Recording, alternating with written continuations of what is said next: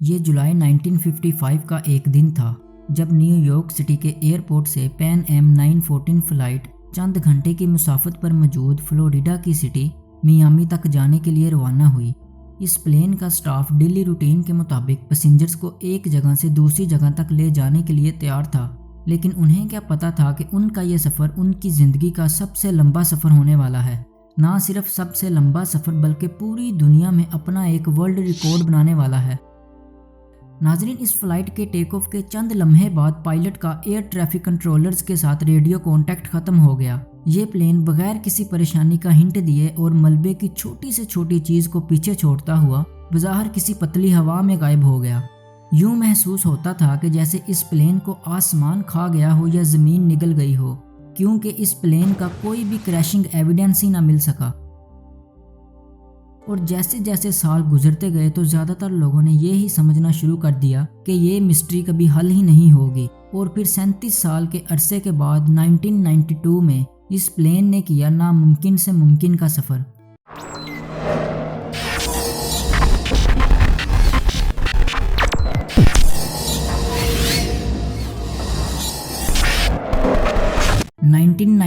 کی ایک صبح ساؤتھ امریکہ کی اسٹیٹ وینیزویلا کی سٹی کاراکاس کے airport per air traffic controllers اپنی اپنی جاب کی طرف لوٹ چکے تھے اور اپنے کام میں مصروف تھے۔ تب ہی انہیں ایک بہت ہی عجیب چیز دیکھنے کو ملی۔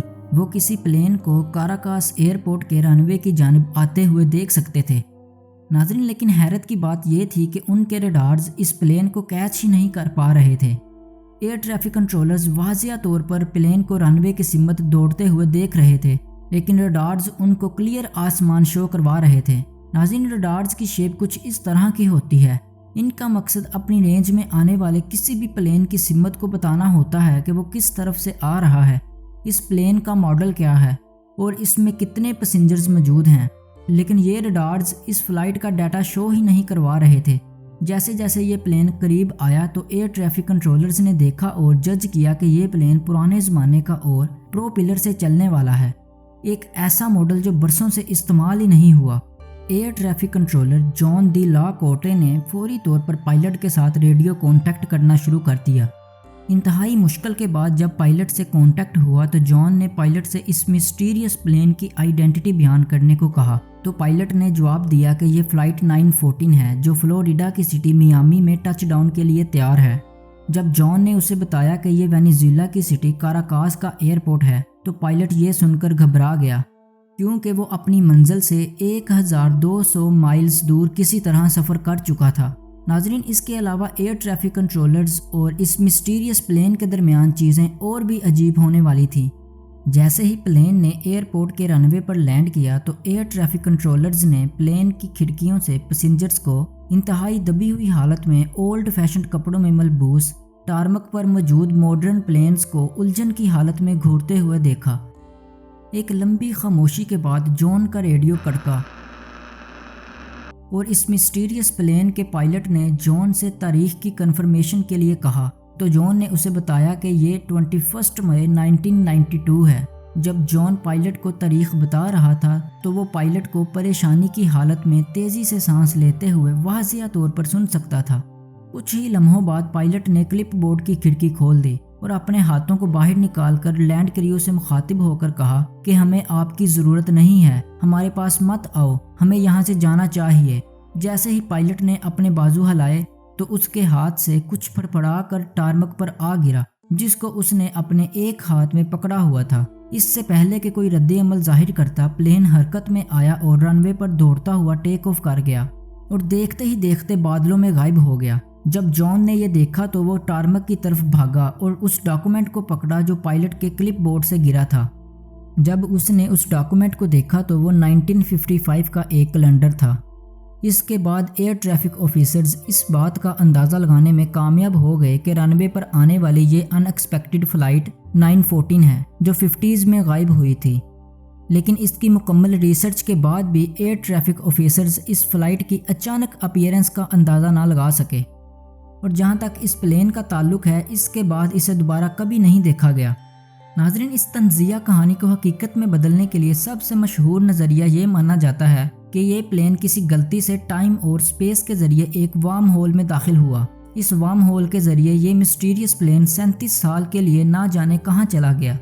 ناظرین، جیسا کہ یہ آپ کو سننے میں بالکل عجیب لگ رہا ہے، تو ہمیں اس بات کو بھی اگنور نہیں کرنا چاہیے کہ البرٹ آئنسٹائن اور اسٹیفن ہاکنگ جیسے فیمس سائنٹسٹ کے سائنسی آئیڈیاز میتھمیٹیکلی طور پر ان کے اس خیال کی سپورٹ کرتے ہیں کہ وارم ہولز ممکنہ طور پر ایگزسٹ کرتے ہیں، لیکن کیسے؟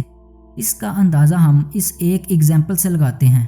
ناظرین، ٹائم اور پلیس کو پیپر کی ایک شیٹ کے طور پر امیجن کریں جس کے دونوں سروں پر کراس کا نشان لگا ہوا ہے۔ عام طور پر آپ پیپر کے ساتھ آگے بڑھ کر ان پوائنٹس کے ذریعے سفر کرتے ہیں، لیکن اگر ہم اس پیپر کو درمیان سے فولڈ کر دیں اور پوائنٹس کو ایک دوسرے کے اوپر نیچے لے آئیں تو جس کے نتیجے میں ایک وارم ہول ایگزسٹ میں آتا ہے اور اپنے اوپر سے گزرنے والی کسی بھی چیز کو اسپیس ٹائم کی طرف موڑ دیتا ہے۔ اس طرح ایک وارم ہول نظریاتی طور پر کام کرتا ہے۔ ناظرین، لیکن کسی کو بھی اس بات کا یقین نہیں ہے کہ کیسے ایک وارم ہول وجود میں آتا ہے، اور نہ ہی کسی نے حقیقت میں اس کا مشاہدہ کیا ہے۔ ناظرین، کیا یہ نظریہ اس ٹائم ٹریولنگ پلین کی مسٹری کو حقیقت میں بدل سکتا ہے؟ انفارچونیٹلی پین ایم 914 فلائٹ کی یہ مسٹیریس کہانی دراصل فیک نیوز کا ایک پرانا حصہ ہے جسے پہلی بار 1985 میں ویکلی ورلڈ نیوز نے شائع کیا تھا۔